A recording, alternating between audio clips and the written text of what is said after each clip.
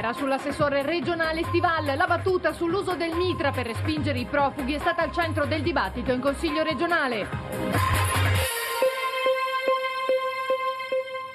Buonasera a tutti voi, benvenuti a questa edizione di TG Venezia Mestre. L'avete sentito anche dai nostri titoli, bufera sull'assessore regionale Daniele Stival, la sua battuta sull'utilizzo del mitra per raccacciare i profughi, pronunciata lo scorso martedì nel talk show di Rete Veneta Focus, proprio oggi è stata al centro del dibattito in Consiglio regionale. Allora sentiamo com'è andata.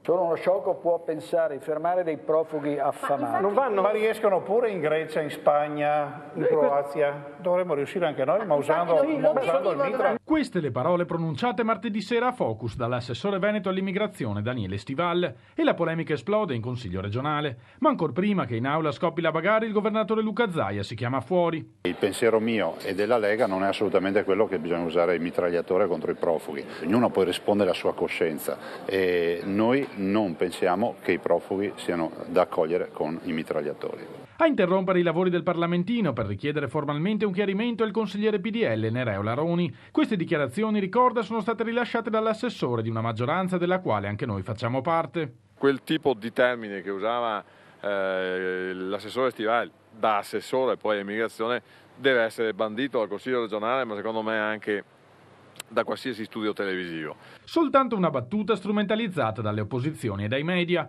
Questa è la spiegazione di Stival, che a ogni buon conto porge le sue scuse, mentre il capogruppo leghista Federico Caner spiega che la posizione della Lega è di accogliere i profughi, sfamarli e poi rimpatriarli, non certo prenderli a mitragliate. Questo è stato uno scivolone dell'assessore all'interno di un'arena politica dove si discuteva, e può succedere anche questo. L'assessore da questo punto di vista ha chiarito la posizione, quindi l'incidente secondo noi è chiuso. Di ben altra opinione PD, IDV e Federazione della Sinistra, che nel pomeriggio presentano una mozione per chiedere le dimissioni di Stival. Il Veneto è sempre stato terra di solidarietà e di accoglienza. Avere un assessore che ci rappresenta col mitra è proprio una cosa vergognosa. Uno non può pensare di essere assessore, gli assessori governano le cose, non fanno sparate. Sarebbe ora che il Veneto avesse un assessore alle politiche dell'immigrazione certamente diverso. Sono pronto a dimettermi se me lo chiede Zaia, non a farmi strumentalizzare dalla sinistra. Proprio nel bel mezzo della bagarra l'assessore Stival è tornato ai nostri microfoni per spiegare le sue ragioni. Sentiamo. Il fatto è che ovviamente è stata strumentalizzata una battuta che io avevo fatto e che era riferita, come lo si è visto nella registrazione, al fatto che comunque paesi europei come la Spagna, come la Grecia sono molto più rigidi dell'Italia e riescono quindi a contenere queste, tra virgolette, invasioni di extracomunitari. Una battuta sicuramente pesante, probabilmente inopportuna, ma le parole pronunciate da Stival non sono da interpretare in senso letterale, così almeno assicura l'assessore. Io sono uno che non ha mai usato un'arma, non ho il porto d'armi, quindi lungi da me da pensare fisicamente al mitra. Quanto alla richiesta di dimissioni arrivata dai banchi del centrosinistra, l'opposizione in modo strumentale, quando si parla di immigrazione, gioca le sue carte e sempre, ahimè, in modo strumentale, è sempre più lontano dalla gente. Se poi il presidente Zaia mi chiede di fare un passo indietro, io sono a disposizione del partito e non ho nessun problema di mantenere una carrega, come si dice.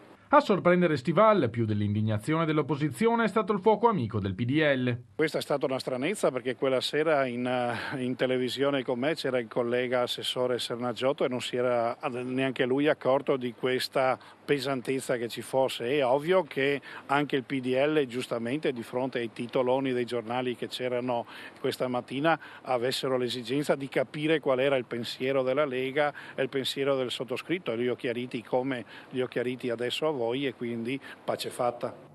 E sulla questione profughi abbiamo chiesto l'opinione dei cittadini. Sentiamo dunque che cosa hanno risposto.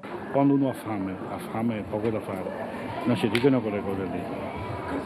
Col mitra non si ferma nessuno, con la democrazia sì, ma col mitra no. Quando un lupo ha fame c'è la neve, va dove c'è da mangiare, dove ci sta bene. Se fosse il contrario come metteremo? Tanto metterei tutti quanti, se arrivano, manderei a Arcore o confine con la Svizzera, lì c'è posto, credo che ci stiano bene lì. Se bisogna aiutare, solo troppi.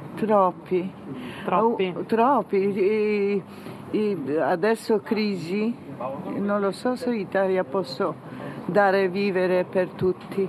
E scappano dai loro disagi, diciamo, non so, faremo anche noi, no? Faremo anche noi così o no? Io penso che cioè, ognuno cerca un po' di pace o no? Certo che avremo dei disagi anche noi dopo, perché appunto mantenere tutti come si fa? È giusto che l'Italia, che fa parte dell'Europa, sia aiutata dai tanti paesi europei, e quindi non è giusto che l'Italia sia abbandonata a se stessa, ecco, questo no. Però secondo me è della gente che è giusto aiutare, perché è della gente che vive in miseria e che scappa da regimi totalitari.